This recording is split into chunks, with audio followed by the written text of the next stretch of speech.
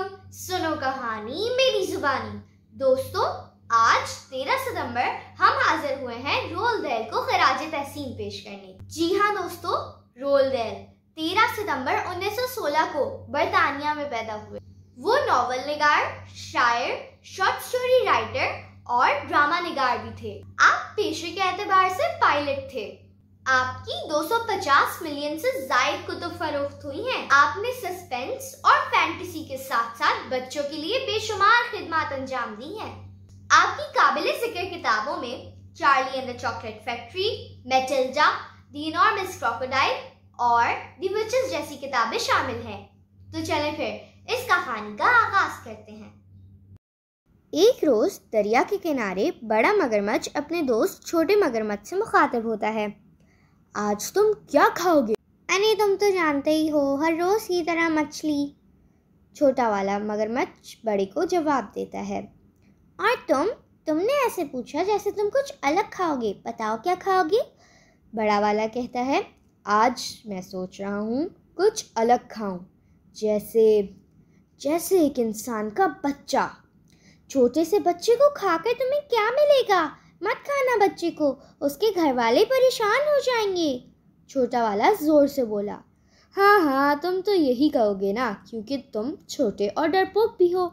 ये कहकर बड़ा मगरमच्छ हंसता हुआ चला गया। आगे जाके वो एक गेंडे से मिलता है। गेंडा डर के पीछे हो जाता है। इस पर मगरमच्छ कहता है, डरो मत, मैं आज एक इंसान का बच्चा खाने जा रहा हूँ। गेंडा परेशान हो जाता है। इसी तरह वो अपनी बातें बंदर, हाथी और मोर को भी बताता है, मगर अगर किसी से मुंहमारी हो जाती है तो वो उसे बहुत सताता है। खैर, अब उसकी भूख बढ़ती चली जा रही थी। आखिरकार वो शहर पहुंच ही गया। वो तरह तरह के जाल बच्चों के लिए बिछाता गया। पहले तो वो दरख्त बन गया ताकि वो बच्चों को पकड़ सके, लेकिन अचानक से गेंडा आया और मगरमच्छ को मार भगाया। मगरमच्छ क्योंकि बहुत ताकतवर था तो उसने हार नहीं मानी और अगले जाल की जानिब पहुंचा। जी हाँ, वो बाद में बच्चों के पार्क में गया और एक सीसॉ बन गया। बच्चे उससे बहुत पुरकशिश हुए। उनके वालिदैन ने उन्हें उस झूले पे बैठने से मना किया, मगर वो ना माने।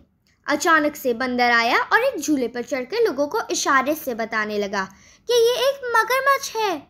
पार्क में भगदड़ मच गई, हत्ता कि इस भगदड़ में मगरमच्छ भी कुचला गया। मगरमच्छ तीसरे जाल की जाने बढ़ा। तीसरा जाल क्या था? बहुत आसान, वो एक मैरी गो राउंड में एक झूला बन गया। वो एकदम लकड़ी के जैसा लग रहा था। टोकन देने के बाद बच्चे झूलों पर चढ़ने लगे कि मोर अपने नायाब पर फैलाने लगा। सारे बच्चे झूले को छोड़कर उसकी तरफ भागे। मेरी भूख मेरे गुस्से की तरह बढ़ रही है। अब सिर्फ एक ही रास्ता बचा है, वहीं जाना होगा मुझे, मगरमच्छ ने खुद से कहा। वो लोगों की नज़रों से बचकर वहाँ से निकल गया। अब उसने पिकनिक टेबल सजाई। वो वहाँ की एक मेज़ बन गया ताकि बच्चे उस पर बैठें और वो बच्चों को खा जाए। बच्चे उसकी जानिब आए, मगर ये क्या, हाथी हद से ज़्यादा गुस्से में था। हाथी ने अपने भारी भरकम वजन का फ़ायदा उठाते हुए मगरमच्छ को कुचल डाला। हाथी ने मगरमच्छ को उसकी दुम से पकड़कर गोल गोल घुमाया। इतना तेज़ घुमाया कि वो बहुत धुंधला नज़र आने लगा और घुमाते घुमाते छोड़ दिया। वो इतना तेज़ उड़ा कि जिस जंगल से वो निकला था वो अब उसको सिर्फ एक नुक्ता लगने लगा था और वो आहिस्ता आहिस्ता खला में चला गया और जाके सूरज से टकरा गया, जिसके सबब वो जल के राख हो गया। जी तो दोस्तों, कैसी लगी आपको आज की कहानी? अपनी राय का इजहार जरूर कीजिएगा और अगर पसंद आए तो अपने दोस्तों के साथ भी शेयर कीजिएगा। अल्लाह हाफिज।